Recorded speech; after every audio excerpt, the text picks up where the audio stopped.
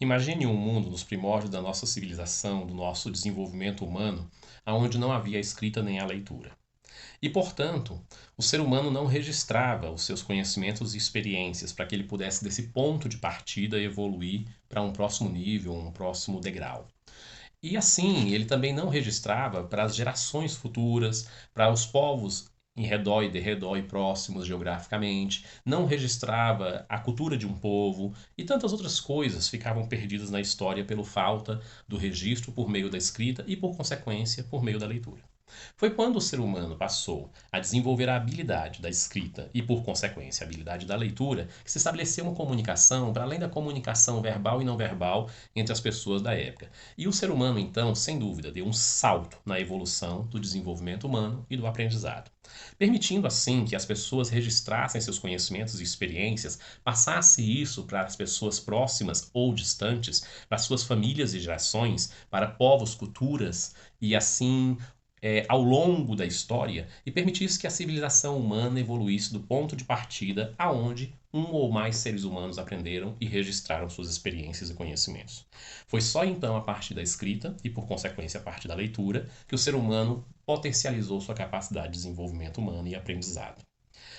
Se você tem uma curiosidade sobre isso, como isso foi tão importante ao longo do desenvolvimento de todas as gerações, muita coisa ficou perdida na história, muito conhecimento quando as civilizações ainda não tinham desenvolvido muito bem a escrita e a leitura. Um exemplo de civilização que desenvolveu muito bem essa habilidade da escrita e da leitura foi a civilização grega. Porque quando Alexandre o Grande ele sai conquistando os mundos conhecidos da época, povos, civilizações, territórios, e ele varre o mundo todo conquistando, uma das primeiras coisas que ele obrigava aos seus conquistados era que trouxesse os livros da sua cultura, da sua sabedoria, para serem traduzidos por sábios para a língua grega e então formasse a grande biblioteca que depois se chamaria a Grande Biblioteca de Alexandria, que continha todos os livros de todas as civilizações, de todos os mundos conquistados por Alexandre o Grande e outros tantos que a Grécia havia produzido. Permitindo assim que todos os povos, esse era o objetivo de Alexandre o Grande, mesmo aqueles que ele conquistou e povos muito pobres, pudessem ter acesso à cultura e o conhecimento que o povo grego tinha. Olha que projeto fantástico. E é claro, a Bíblia não ficou de fora. A Bíblia, que vem da palavra grega biblios, que significa livros, ela também foi traduzida do hebraico, língua original, Antigo Testamento, para o grego, chamada de Septuaginta, palavra que significa 70 em grego, e que compunha 72 sábios que foram trancados em quartos separados por vários dias para que eles traduzissem da língua hebraica para a língua grega com maior fidedignidade possível a Bíblia. E olha que curioso aconteceu acerca disso.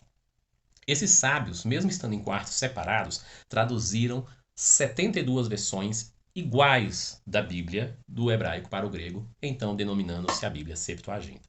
Após essa curiosidade, eu quero dizer para você que muitas obras incríveis estão registradas, além da própria Bíblia, como uma obra incrível de literatura, para além da fé de que acredita que é a palavra de Deus, ela traz uma série de histórias, literaturas, conhecimentos e sabedorias, e como ela existe livros tão bons quantos, mas em, digamos assim, especificidade e proposta diferente da proposta da fé, da espiritualidade, da religião. Existem livros fantásticos. Você pega, por exemplo, assim como a Bíblia, o livro que cada vez que você lê ela se renova, ela te conta coisas novas. Você pega, por exemplo, o livro do Pequeno Príncipe.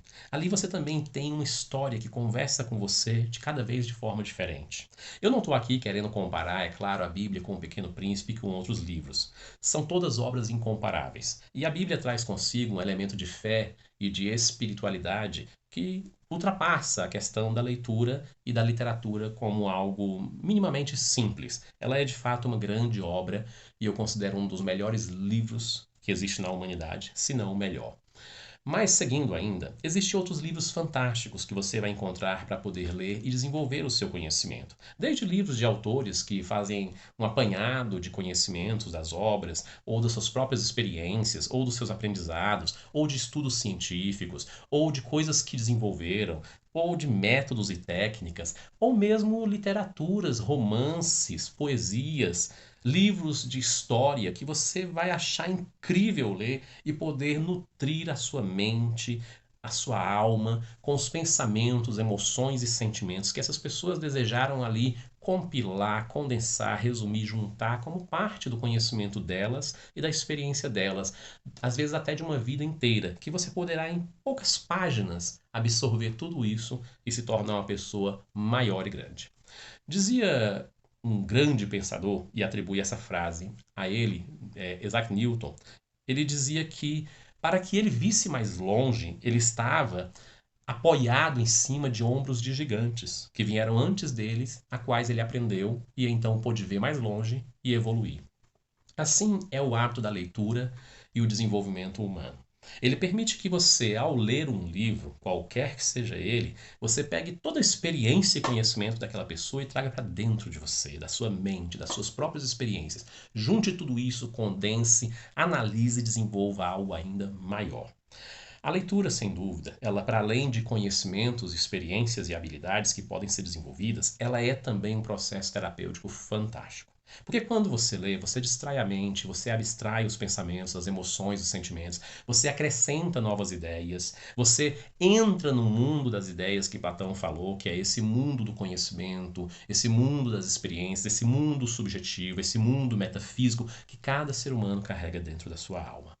E você também tem a oportunidade de viajar nas histórias, viajar nos cenários, ao ler e imaginar como esses cenários aconteceram, como isso foi aprendido, como que isso foi desenvolvido na mente, no lugar aonde essa pessoa viveu para escrever isso, ou no lugar onde essa história se passa sendo contada, como por exemplo livros incríveis, como o caso do livro do Paulo Coelho, O Alquimista, que quando você lê, você vai ver uma jornada incrível sobre a jornada da vida. É um outro livro que vale a pena você ler.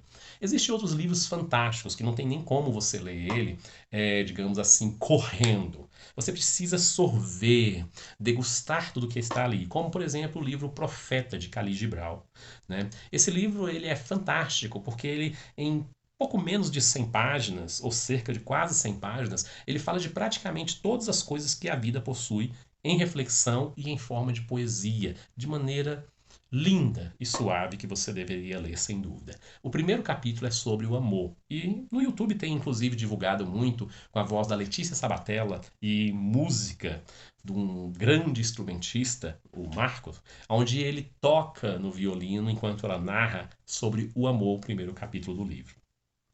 Você deve procurar o livro que você se adequar e que você gostar mais. Pode ser inclusive para começar um gibi. Pode ser revistas, pode ser periódicos que você gosta de ler, jornais, pode ser tudo que você comece a ler. Mas comece a ler, desenvolva o hábito da leitura. Isso lhe será tão terapêutico que você dificilmente estará só se você estiver acompanhado de uma boa leitura. Eu tenho um cliente, por exemplo, que eu atendi no consultório, que na época da pandemia, no comecinho agora há pouco, ele teve que se isolar por conta de todos nós que tivemos, né, e a situação que nós passamos com o Covid-19, e ele foi para uma fazenda que ele tem afastadíssima, e lá ele ficou quase que como um eremita, com um calhamaço de uns 3 a 6 livros interessantíssimos, e ali sorveu toda aquela experiência e viveu tudo aquilo naquele local da natureza linda. Os livros que ele leu foi da coleção do Stanislav Grof, que são experiências da autodescoberta humana e de um processo incrível que esse doutor desenvolveu.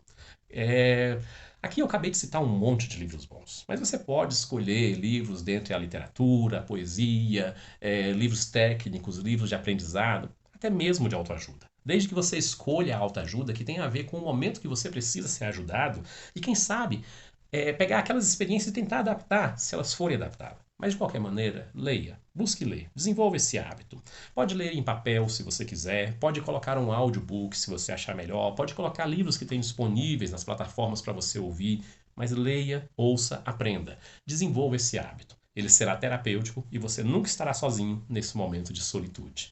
Eu convido você para essa aventura e espero que você curta muito bem. E ao longo de alguns vídeos aqui, quem sabe eu falo para você, e se você gostaria que eu falasse, coloque aqui embaixo. Eu vou citar outros livros legais que você possa ler, que possa ser profundamente terapêutico para a sua vida. Até já!